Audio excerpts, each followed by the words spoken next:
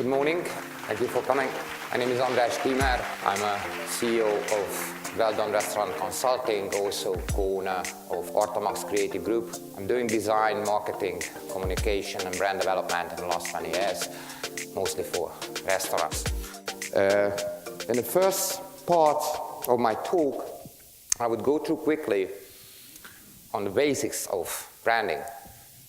And in the second part, I would show you step by step how to build a brand for a restaurant.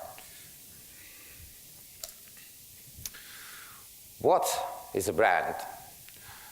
The word brand originates from the old High German word brannen. The meaning is to burn something. In the last few thousand years, the owners of products, the owners of goods, the masters of slaves and animals, and service providers always marked their products. They marked their products with the logo, with the family name, with the crest of the family. Why? Because they wanted to present that these products are related to them. And what we're doing nowadays is we also burning our logo, burning our phrases, burning our ideas and our stories into people's brain, in the customer's heart. We imprinting love marks. But what is branding in the restaurant? There are 4 basic pillars of the branding for restaurant: positioning, storytelling, design, and customer relationship. So let's see step by step. Positioning. There are quite a few segments of positioning. Let's see a few. The concept. Concept is super important. I think this is the main point of the whole branding, is the concept. If you come up with the concept, you have to come up with the concept which is unique, which is something fresh, which is new on the market, which does not exist, which can be a niche on the market.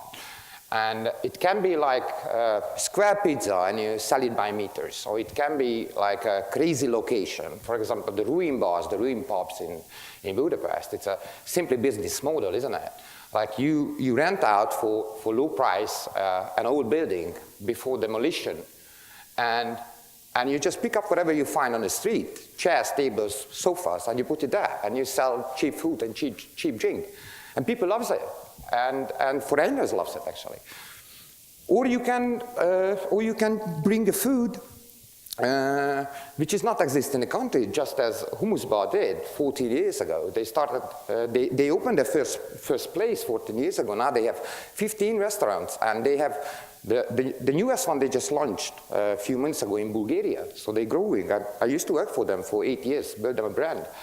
And it's a great idea that this is a Middle East food, hummus, and this is technically chickpeas. And it's a simple business idea that you have the chickpeas, which is one of the cheapest ingredient, and you mix it with some tahini and chop some tomatoes and paprika on the top and an egg, and you say, this is shakshuka, and this is hummus shakshuka. And you pay for hummus shakshuka 4 or 5 euros, no? I would. But you're not paying for hummus, because hummus is what is chickpeas. So why it's important to have a completely unique concept? Because the customers will talk about it because of your concept. Because that's why they will share it. That's why they will share it on Instagram. That's why they will share it on Facebook also. Because they will say, oh, look at that. This is so dodgy place where I'm sitting and having a drink, for example, in the wine bars. Or look, I'm eating shakshuka. Wow, it sounds fantastic, isn't it? And that's why they will love it. Also, positioning is the location. Location. It's a really important issue. Let me tell you a story. When my sister opened her first restaurant in Ibiza, she found a spot 200 meters away from the bay. You can see it on the map. I've been there. It's a small street, a lovely one actually. But the idea was to make a seafood dishes with a tropical twist. You can say that, okay, this is nothing unique. You know, you can get seafood dishes all around in Spain. No? Yes, but what she did, she brought the kitchen stuff from South America and from the Caribbean. So they brought all the spices, all the ingredients from there, so they could make something unique. But she failed. In the first year, she failed, just because of this 200 meters. In the next year, she found another spot, just right in front of the bay. And from that moment, the place was blooming. Now it's crowded, just because of 200 meters. Okay, also, you can have a concept and you try to find the location for it, or you can have a location and you try to find a concept for the location. This is a big problem. I see it many times, that somebody has a good idea, but actually the location is not matching the idea. Because if you, for example, you want to make a, let's say, French cuisine small restaurant, you're not going to bring it to the ghetto, because this is a crazy idea, isn't it? Also important, the traffic in the area. There are streets, they're not even streets, part of the streets, kind of damned, like it's a curse on it. So 200 meters, it's proper, it's fine, all the places are running well, it's fantastic. But the last 50 meters, somehow nobody walks there. There is no traffic there. So to open your place there, it's kind of taking a risk. Okay, parking lots, quite important. The parking lots, but not that important. But it's definitely a plus for your restaurant to have parking possibilities and parking lots close or around your restaurant. And whatever idea you have, and if you want to make a new restaurant, then always do research and find as much information as possible. The design, I will talk about it later a bit more. But the design, this is also part of this is one of the pillars. So the logo, the colors and the font styles, your images, interior and exterior decoration, staff uniforms, your communication tools, which is menu, indoor communication tools, which is menu, the business card, the wine menu, etc., website, social media appearance, also advertisement. Okay, customer relationship. I could talk about customer relationships for days, but let's see quickly. Quality kitchen and food. I wouldn't even talk about it, because quality kitchen and food, I think that there is no business model which starts with the phrase that, okay, I have a really bad chef and let's make some bad food and ugly ones. So obviously, easy task. Standard high quality service, this is the same. Get repeat customers who can be the base of your traffic in the restaurant. Okay, I tell you a trick. Is my sister, I think she's one of the best general manager I ever met in my life. She's doing it for 25 years. And what she's doing is that as soon as someone shows up in her restaurant and she sees that, okay, it can be a regular customer, then she has her small book and she's making notes that this is the name, James. This is the profession, that's what we were discussing, and this is the favorite drink of James. Okay, so put it in a shot. Even if James comes back a year later, she says, okay, let's check the book. Let's see, okay, this is James, we had discussed, that's his job. Vodka martini. Everybody loved that, because it's like, wow, so you remember my face, you remember me, you remember what is my favorite drink. So this is a big trick. That's how to get, this is one way how to get the repeat customers. Shake it, not stop. Vodka martini. Loyalty programs. Motivate customers. Yeah? Also really important. Addressing complaints, that's a good one. I have this story, it's one of the top Italian restaurants in Budapest, and they were my client for 12 years. This is the #1 Italian restaurant in Budapest. I was sitting there with my wife, and at the next table, troublemakers, gangsters, real ones. So the general manager came, and he said, gentlemen, what can I say? And the guy said, get me a red wine. Yeah, Italian one. Money is not an issue. Okay. So general manager came back with a bottle. So he said, gentlemen, this is a Brunello di Montalcino, 1995. Winehouse, the vineyard, and the vanilla, and the chocolate, and the tannins. So the guy said, oh, isn't it made from grapes? He's like, okay, smart. You know what? Get me a Coke for it. Oops. So mix it with the Coke, the Brunello di Montalcino. Fantastic.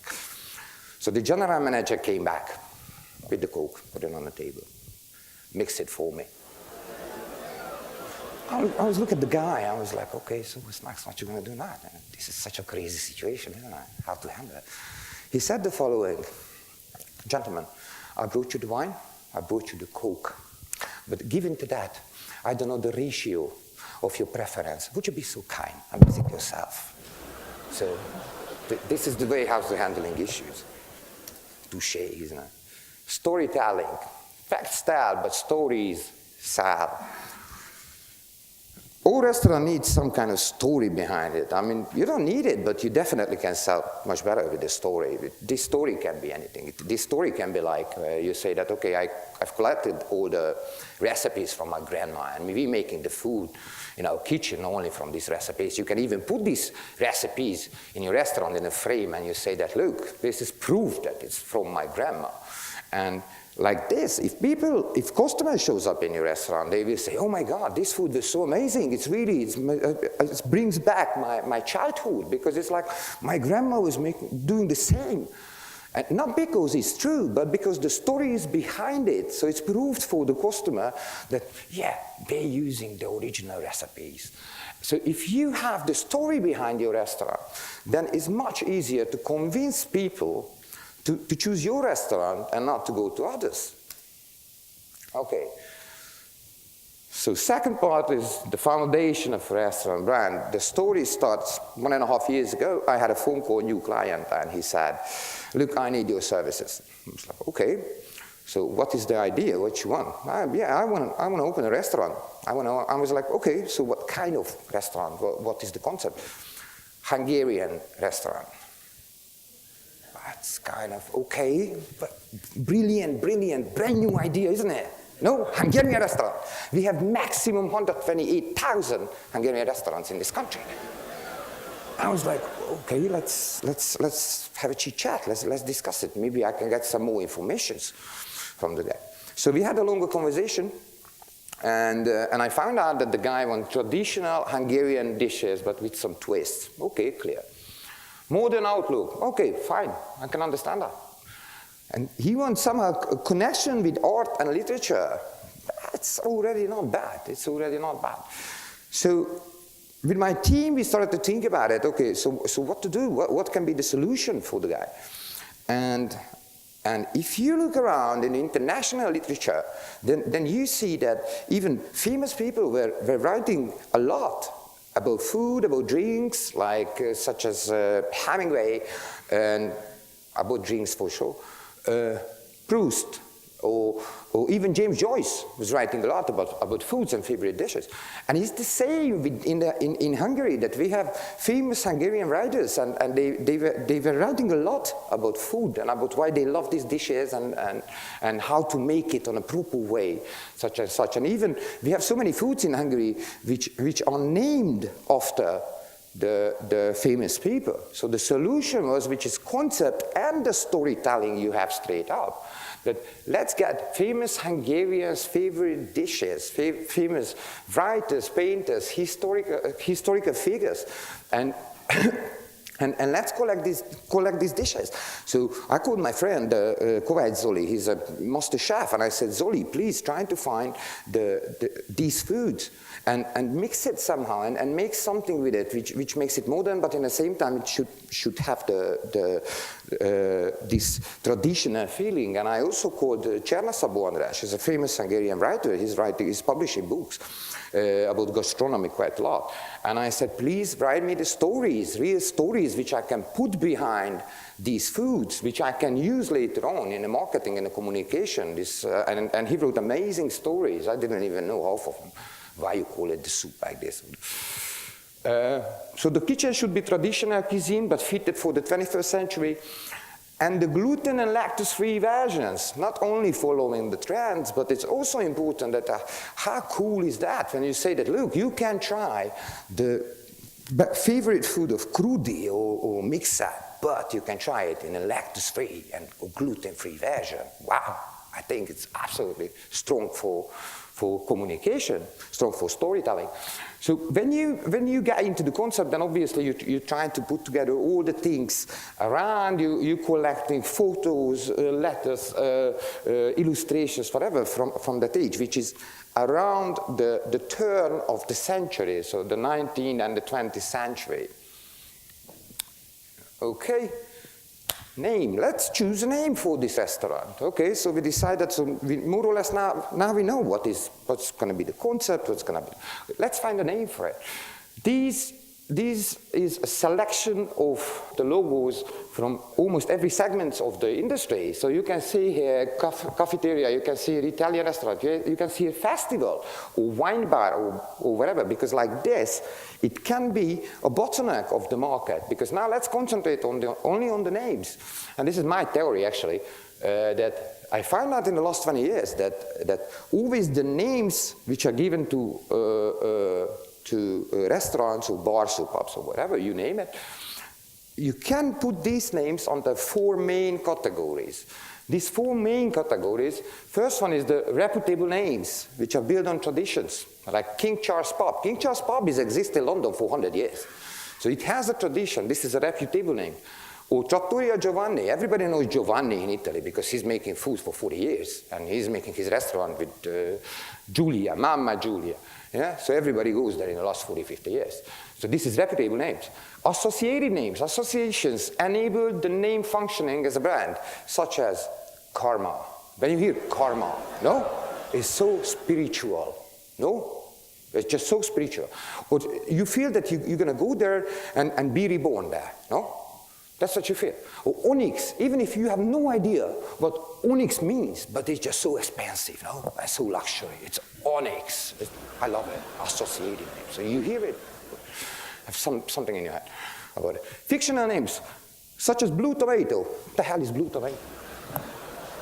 But it's cool. You know, it's like, I like. Restaurant 24, Restaurant 45, forever. Numbers. I'm not saying that you cannot make a good business with the number, like restaurant and number. But for me, it's always strange. No, I always imagine like 2 owners standing in front of the spot. They're going to open a restaurant here. And it's like, hey, do you have any idea for the name? No. Do you? No. Street number 24. Restaurant 24. It's creative, isn't it? It's like brilliant, brilliant. Okay, functional names is the last one. Honey Jam Pancake House. You're going to go there, you're going to get pancake. No? Simple as that.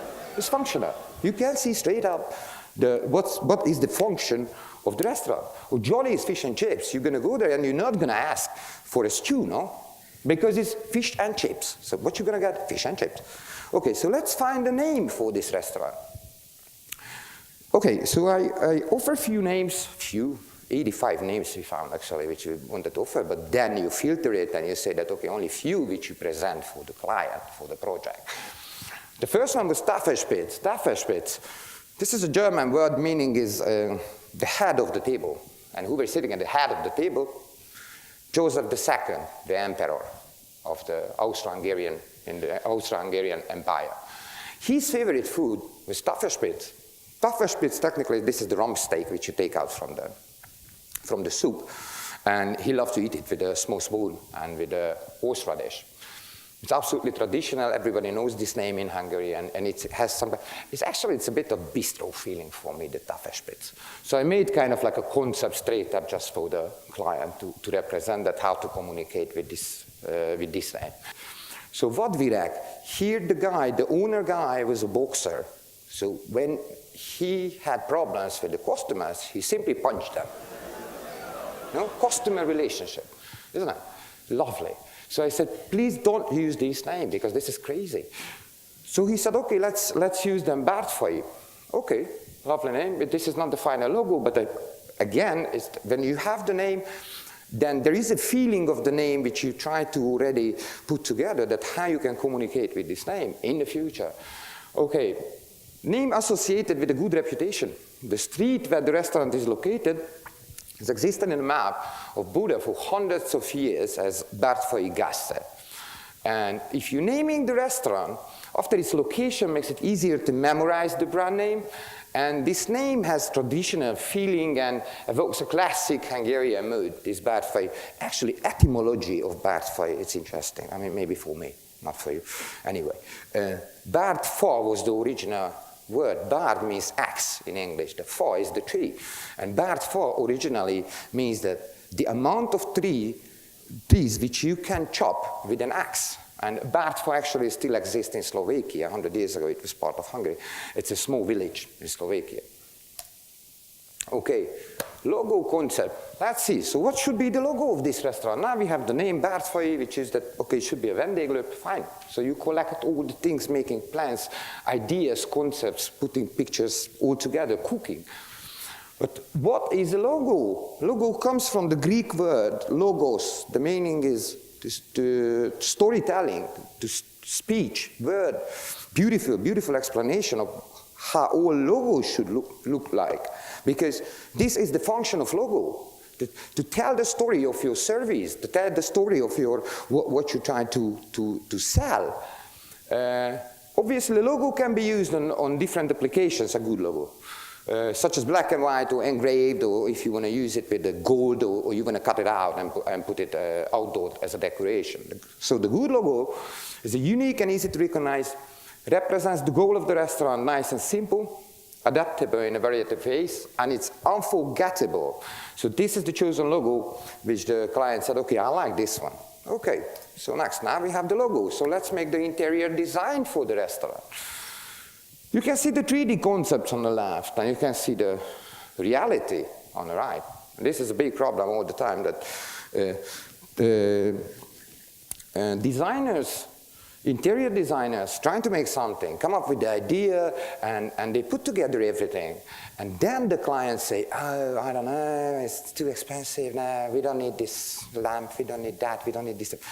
And this is crazy, because interior designers always try to put together everything, so the whole places communicate to each other, all the elements. So as soon as you take out pieces, then it's going to fail. And also, because interior designer works also with the designer, then maybe the communications which they discuss between each other are not going to work together. So it's better just to tell, I think, for the interior designer that, look, this is the budget, but let's keep this budget, and let's make whatever the interior designer do for the project. Indoor communication, also important. All materials must match each other. Okay, basic indoor communication materials. For a restaurant, the table set design quite important, because table set design, this is the first impression what you have when you go into the restaurant, is the table set design. So it's better to have already your logo on it, and to make it somehow nice and catchy. The workloads, I love workloads actually, especially if it's nicely designed, I love it. Additional materials, such as special offer cards or brochures, but it's all should match the design of the place, of the interior design, and of the materials around. Also, the menu, I will show you one more slide about this, because that's interesting. Also, the menu, the business cards, and the wine menu. For this menu, what I did actually, I used a quite modern font, but mixed it with the old ornaments and old style illustrations on an old paper, and it's leather, and it's imprinted. So it's also important that all the materials must match each other, not only like the outlook, but the materials itself. So the metals, the leather or the leatherette, but it all should match each other. Food photo shoot. Okay, for this project, what we did is, because of literature, because of art, with the food stylist, we come up with the idea to have big cutout, big plastic letters, small ones, big ones, painted white, and put the food on the letters. So it's behind it, it's front of it, or you put the plate on the top, and you can have absolutely unique and amazing outlook. It's quite important actually when you take a photo shoot. And it's better to have 10, 15 photos of food, because this is how you represent yourself for the customers, that this is the food you're going to get here. There is a story, it happened a few years ago. I made a campaign, doesn't matter which company. I had to make a giant poster for them. And I said, okay, so this is the quotation this is the quote for the photo shoot. And the client said, yeah, but it's too expensive. I know someone who's so professional, and he will make it for me, for cheaper. And if you see in this country, actually, everybody is professional photographer. So what I received is 185 complete rubbish photos, 185 of them. So it's better to have 10 good photos instead of 185, which is like complete rubbish. I had to work like 1 week with Photoshop to make, with one picture, to make one poster. So it's better to have less pictures, but super high quality. Okay. Image restaurant photos. So you have already your place, you have already all the materials. So you need photos for the communication. It's the same story. I don't like to work actually with models if it's image pictures, because what you want to represent is that real customers in your restaurant. So, and as soon as you're working with models and you say that, okay, it's photo, then they always like, because they love the camera, yeah? And it's bad. You need real humans which are talking to each other, which are doing this and doing that. And so that's why I usually bring there like a family and like older people and younger couples and such and such. Yeah? It's the same that you need only like 15, 20 photos. It's also important that when you have this, when you take this photo shoot, then you can straight up taking photos of upcoming events, or like Valentine's Day or International Women's Day or such and such. So you can make already the photo shoot, even the foods you can make. So if you're there and taking these photos, you can have already the communication for a longer time.